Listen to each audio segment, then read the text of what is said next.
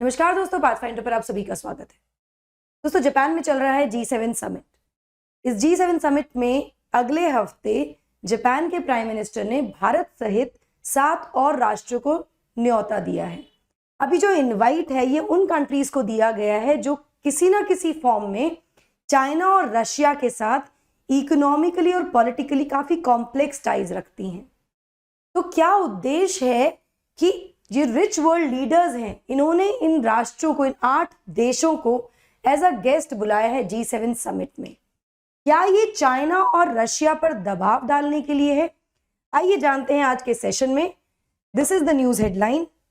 Before we jump and understand ये पूरा जो किया गया है, इन्विटेशन जो दिया गया है, किस आधार पर दिया गया है, किस तरह के संबंध भारत के चाइना रशिया के साथ है, हम सब जानते हैं। बाकी ब्राजील, इंडोनेशिया, इन सब के बारे में भी समझने का प्रयास करेंगे। बट बिफोर मूविंग फॉरवर्ड, मैं आपको अपनी अग्निपथ बैच के बारे में याद दिला दूं। दोस्तों, ये शुरू हो रहा है 1 जून से और इस बैच के लिए आप एनरोल कर सकते हैं विद माय कोड NDLive10 इस नॉमिनल प्राइस पे, जहां पर आपको ये सभी फैसिलिटीज इस बैच के साथ मिल जाएंगी, जिसमें 900 से ज्यादा घंटे की live classes, comprehensive coverage, prelims, mains interview, test series, mains mentorship, interview guidance program, सब कुछ मिल रहा है। CSAT और GS की तैयारी हो रही है।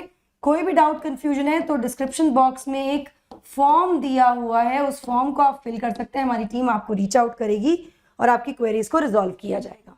इसी तरह से पाथफाइंडर का बोध हिंदी बैच जो है वो शुरू हो रहा है 15 जुलाई से। आप इस बैच के लिए भी एनरोल कर सकते हैं दोस्तों, at a very very nominal price. Again, इस प्राइस को एनरोल करने के लिए आपको मेरा कोड यूज करना होगा। ये सारे बेनिफिट्स आपको मिलेंगे। आप 15 जुलाई तक का वेट मत कीजिए, क्योंकि प्राइजेस इंक्रीज हो सकते हैं।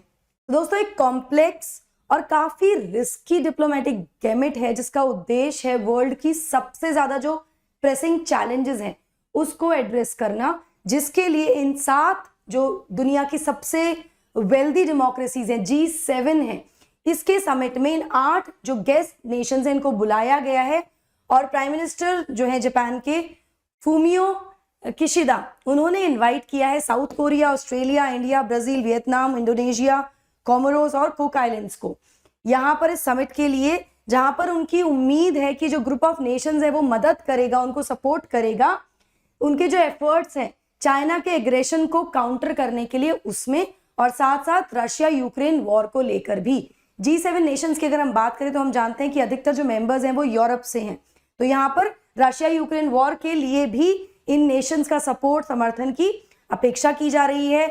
वो चाहते हैं इसके अलावा कि उनके जो टाइज हैं US अलाइज के साथ वो भी बेहतर हो, डेवलपिंग कंट्रीज के साथ इंप्रूव हो, और साथ साथ UN के साथ भी इंप्रूव हो, क्लोजर टाइज हो। साथ साथ उनका ये जो उद्देश्य है या जो वो एफर्ट्स कर रहे हैं, जिससे कि अचीव किया जा सके एक ऐसा देश जो कि फ्री हो न्यूक्लियर वेपन से, ये वो टास्क है या ये वो काम है जो कि और ज्यादा चैलेंजिंग बनता जा रहा है with the Russia Ukraine war और नॉर्थ कोरियाज, जिस तरह के न्यूक्लियर थ्रेट्स यहां से आ रहे हैं निकलकर उस सब में। तो ऐसे में इन देशों का सपोर्ट, समर्थन फिलहाल G7 एक्सपेक्ट कर रहा है और इसीलिए इनको बुलाया गया है ना। तो क्या ये जो पूरा जो इनवाइट किया गया एडिशनल गेस्ट को, ये एक तरह से दबाव डालेगा चाइना और रशिया पर? इसको समझने से पहले हम देखते हैं G7 नेशंस के बारे में। तो G7 नेशंस, जिसमें कि US, Japan, UK, France, Germany, Canada, Italy और यूरोपियन यूनियन आते हैं, ये कोशिश कर रहे हैं कि यूनिफाइड फ्रंट बनाने की against China threat to Taiwan.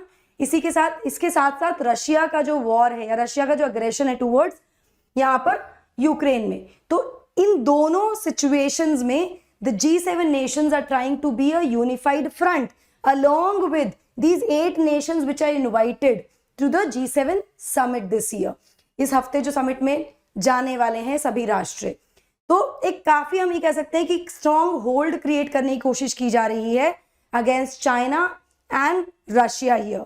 यहाँ पर मैं आपको बता दूं, G7 जो है वो ऑलरेडी कमिटेड है अपहोल्ड करने के लिए इंटरनेशनल ऑर्डर को, और इसके अधिकतर मेंबर्स यूरोप से आते हैं, जैसा कि मैंने आपको पहले भी बताया, और वो सपोर्ट कर रहे हैं यूक्रेन को against Russia's invasion and it is taken as a top priority by them. Now Japan as a pillar of G7 in Asia, उसका उद्देश्य क्या है? उसका उद्देश्य है कि वो पर्टिकुलरली फोकस किस पे कर रहा है? वो कर रहा है focus on updating international order, ताकि कोप किया जा सके with the rise of China. जिस तरह से चाइना का एग्रेशन बढ़ रहा है इस पूरे के पूरे रीजन में, इसके लिए यहाँ पर किशिदा गवर्नमेंट का एजेंडा और जो स्पेशल इन्विटेशंस गए हैं ना इस हिरोशिमा समिट के लिए, वो रिफ्लेक्ट करते हैं पहली चीज, ना केवल the efforts to contain China, मतलब इसका उद्देश्य केवल चाइना को काउंटर करना या चाइना को के अगेंस्ट एक एक फ्रंट तैयार करना नहीं है, इसके अलावा एक्सपैंड करना है इंटरनेशनल कोलिशन को, ठीक है, जो कि डिफेंड करेगी standards for state behaviour.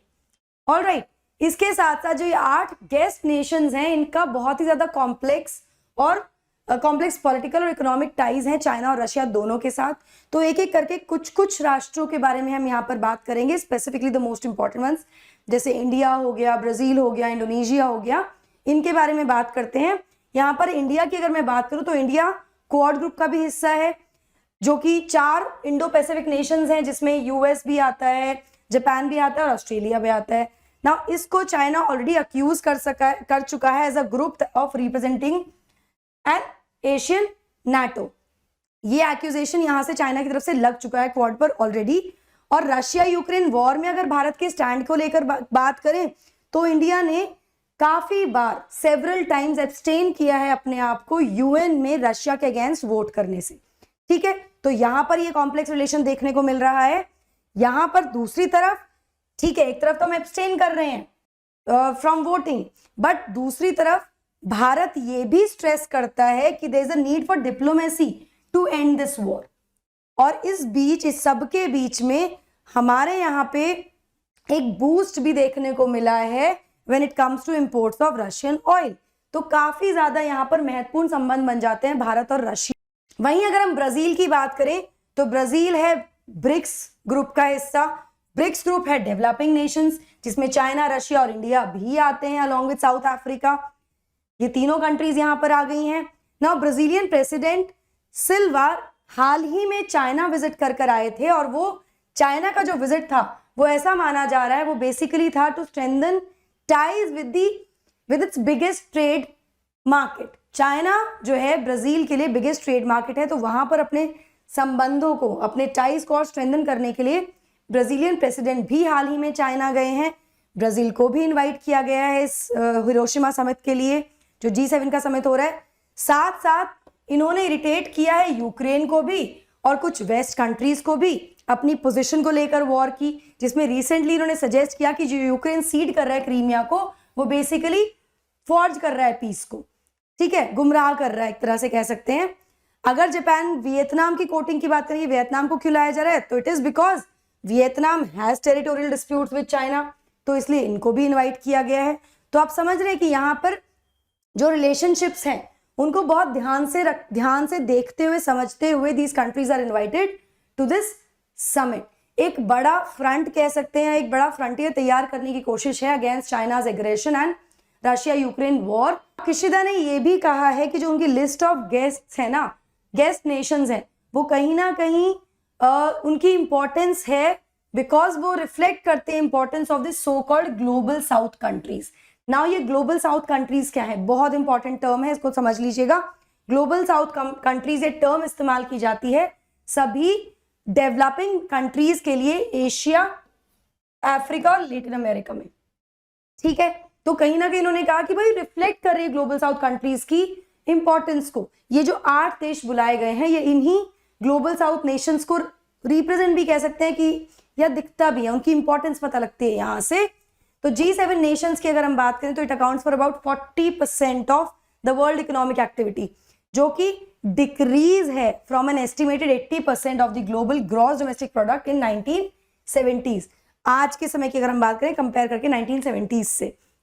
Now Indonesia की अगर हम बात करें तो इंडोनेशिया क्यों इंपॉर्टेंट है जापान के लिए? For instance Indonesia is important because of the kind of resources, natural resources Indonesia has. Abundant natural resources and economic potential जो इंडोनेशिया के पास है, इसलिए जापान के लिए इंपॉर्टेंट हो जाता है इंडोनेशिया। भारत के पास फिलहाल G20 की प्रेसिडेंसी है, और भारत को एक बहुत ही क्रूशल ब्रिज की तरह देखा जाता है between the G7 Nations and the global south countries. तो हम कहीं ना कहीं एक ब्रिज की तरह हैं। तो यहाँ पर हमारी डिप्लोमेटिक रेलेवेंस बन जाती है। जापान और भारत के टाइज जो है वो ट्रेडिशनली भी काफी अच्छे रहे हैं, हमेशा से कह सकते हैं कि काफी क्लोज टाइज रहे हैं हमारे जापान के साथ। यहीं किशिदा ने मार्च में ही विजिट किया था एक समिट के लिए with Indian prime minister Narendra Modi, वो आए थे भारत। इसके अलावा जापान के जो फॉरेन मिनिस्टर हैं उनका कहना है कि G7 और जो बाकी देश हैं, जो बाकी और राष्ट्र हैं, उन सबको कोऑपरेट करने की जरूरत है with the global south, the Asian, African and Latin American countries जो हैं, डेवलपिंग कंट्रीज जो हैं, ताकि डील किया जा सके with energy, food security, climate change, health and development issues. इन सभी राष्ट्रों को साथ आने की जरूरत है, ऐसा भी यहाँ पर स्टेटमेंट दिया गया है ना। एक और कारण है इन देशों को बुलाने का, क्योंकि इनमें से जो गेस्ट नेशंस हैं, इनमें से कुछ नेशंस अपने अपने रीजनल और बाकी जो बॉडीज हैं उसको हेड भी कर रहे हैं, उसको लीड भी कर रहे हैं। जैसे कि अगर ब्राजील की बात करें तो ब्राजील नेक्स्ट ईयर जो प्रेसिडेंसी है G20 की, उसके पास चली जाएगी इंडिया से, ब्राजील इंपॉर्टेंट। इंडोनेशिया चेयर करता है आसियान को, is right now is the chair for ASEAN right now. Comoros ये लीड करता है अफ्रीकन यूनियन को, और कुक आइलैंड चेयर करता है पैसिफिक आइलैंड फोरम को। ठीक है, नाउ पैसिफिक आइलैंड फोरम क्या है ये इसके बारे में बता देती हूँ मैं आपको क्विकली। ये 1971 में इसकी फाउंडेशन रखी गई थी, इट वाज फाउंडेड 1971। इसमें 18 मेंबर्स हैं। तो जापान जो है वो स्टेप अप कर रहा है अपनी सिक्योरिटी और इकोनॉमिक टाइज को भी with these 18 Pacific forum countries. क्या रीजन है इसके पीछे? इसके पीछे सिंपल रीजन है कि काउंटर किया जा सके ग्रोइंग चाइनीज इन्फ्लुएंस को। तो घूम फिर के जो हमें समझ में आया वो ये समझ में आया कि चाइना और रशिया को काउंटर करने के लिए, जो उनका इन्फ्लुएंस है उसको काउंटर करने के लिए इन नेशंस को इनवाइट किया गया है। जब कुक आइलैंड्स को बुला रहे हैं तो उसके साथ 18 कंट्रीज का एक फोरम है जिसको वो चेयर कर रहे हैं।